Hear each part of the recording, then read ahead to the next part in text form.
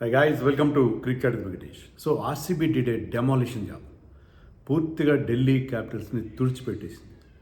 Match మధ్యలో చిన్న dust storm వచ్చింది. అలాగే ఒక ఇసుక తుఫాన్ లాగా ఆర్సీబీ కంప్లీట్గా డామినేట్ చేసింది ఢిల్లీ క్యాపిటల్స్ పైన. కోర్స్ టాస్ గెలవడం, పిచ్ కాస్త టఫ్గా ఉన్నప్పుడు వాళ్ళకి ఫస్ట్ బ్యాట్ బౌలింగ్ చేయాల్సి రావడం కలిసి వచ్చి ఉండొచ్చు. కానీ they had the personal, they had the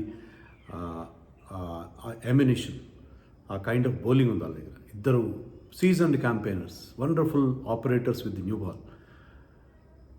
Bhubaneswar Kumar and Hazlewood ఆ కండిషన్స్ పర్ఫెక్ట్గా యూజ్ చేసి 8 for 6, they were reduce to 8 for 6. Can you believe this? ఐపీఎల్లోనే కాదు, ఏ ఫార్మాట్లో అయినా ఒక టీము 8 రన్స్కి 6 వికెట్లు కోల్పోవడం, పవర్ ప్లేలో అంటే 6 ఓవర్లో 13 రన్స్ చేయడం, 6 వికెట్లు కోల్పోయి లోయెస్ట్ అవర్ పవర్ ప్లే.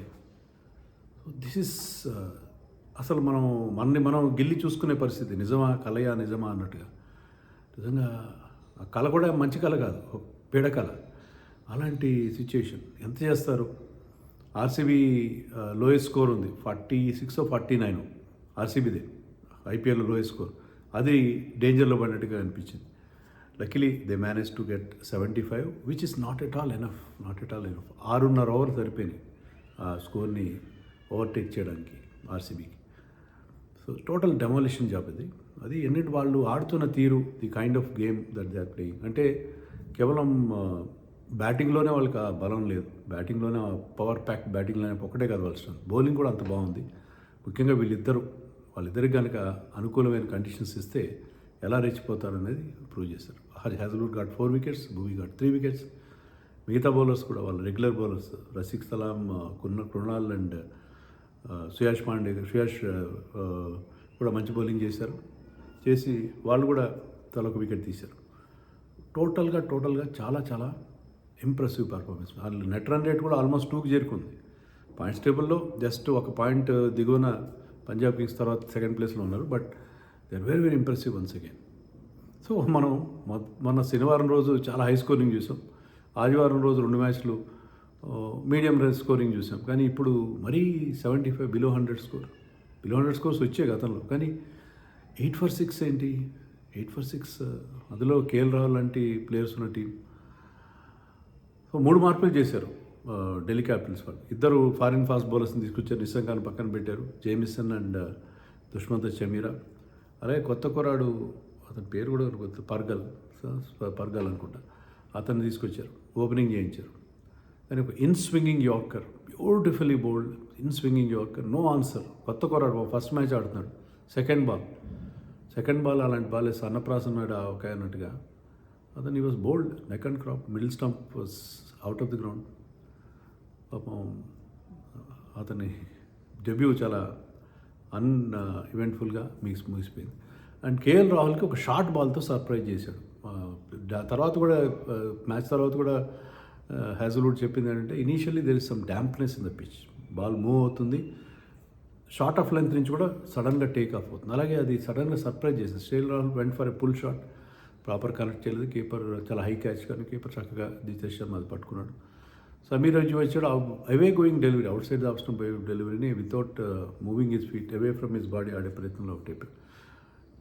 తర్వాత నితీష్ రాణాని కూడా ఒక సర్ప్రైజ్ బౌన్సర్. అతను ఏంటంటే తను తప్పించుకునే ప్రయత్నంలో క్యాచ్ ఇచ్చాడు, falls from Hazlewood. So Hazlewood short బాల్స్తో అవుట్ చేస్తే భువీ ఫుల్లర్ లెంత్ అవుట్ చేశాడు, గుడ్ లెంత్ కూడా యూజ్ చేశారు. మొత్తం మీద ఆ పవర్ ప్లేలో ఇద్దరు కలిసి 3 వికెట్లు తీసుకున్నారు.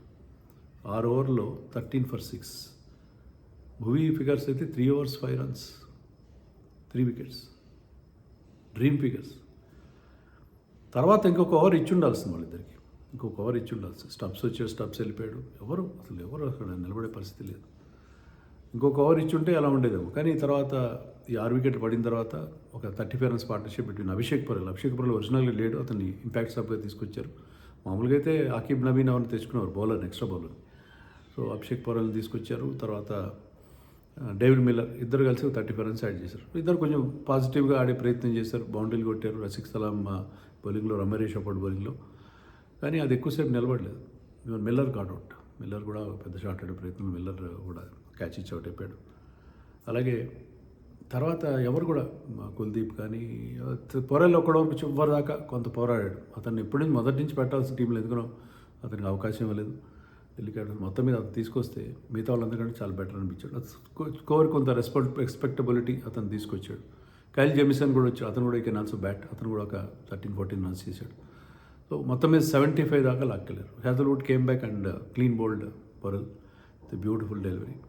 సో టోటల్గా దాసోహం అయిపోయింది ఢిల్లీ క్యాపిటల్స్. వాళ్ళు ఏంటి మొన్నేమో ఇదే గ్రౌండ్లో 264 రన్స్ చేశారు, ఇవాళ 75 చేశారు. అంటే వాళ్ళ గ్రాఫ్ ఇలా పైకి వాళ్ళ కిందకి వెళ్ళిపోతుంది. బహుశా నేను అనుకోవడం మురళీ కార్తీక్ కూడా అన్నట్టుగా మిల్లర్ సింగిల్ తీసుకోకుండా గెలవాల్సిన మ్యాచ్ ఓడిపోయిన తర్వాత it is not the same team. అనేక మిస్టేక్స్ చేస్తున్నారు, బోల్డ్ అని మిస్టేక్స్ చేస్తున్నారు. క్యాచ్లు వదిలేస్తున్నారు కొన్నిసార్లు చాలా పెద్ద మిస్టేక్స్ చేస్తున్నారు. టీమ్ సెలక్షన్ సరిగ్గా లేదు. ఓవరాల్గా టీం బాగుంది కానీ they are unable to perform. So very disappointing for Delhi and excellent bowling by Josh Hazlewood and Bhuvneshwar Kumar. And RCB made short work of that small target. బెథెల్లో మంచి బ్యూటిఫుల్ షాట్స్తో స్టార్ట్ చేశాడు. వాళ్ళు పిచ్ కూడా అంటే హ్యాజల్వుడ్ చెప్పడం ఏంటంటే ఇనీషియల్గా మూమెంట్ ఉంది, బౌన్స్ ఉంది పిచ్లో ఫస్ట్ 6 overs. తర్వాత ఎప్పుడైతే బాల్ కాస్త సాఫ్ట్ అయిందో ఏం పెద్ద ఇబ్బంది కాలేదు బ్యాట్స్మెన్కి. కానీ ఢిల్లీ క్యాపిటల్స్ వాళ్ళు మిల్లర్ లాంటి వాళ్ళు కాస్త నిలబడి ఉంటే బాగుండేది. మిల్లర్ లాంటి ప్లేయర్ ఒక నిలబడి ఉంటే. మిల్లర్ బ్యాటెడ్ నెంబర్ 8, అదేంటో అర్థం కాలేదు అసలు. అంటే ఈ బ్యాటింగ్ ఆర్డర్లో మార్పులు ఏంటో అవేంటో అర్థం కాలేదు.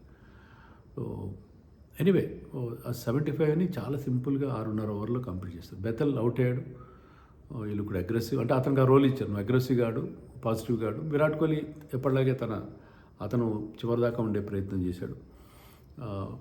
బెథెల్ అవుట్ అయిన తర్వాత that man in form, red hot form Devdutt Padikkal వచ్చి సో బ్యూటిఫుల్ షాట్స్ కొట్టాడు. 230 అంత అతను strike rate. 13 balls 30 odd runs కొట్టేశాడు.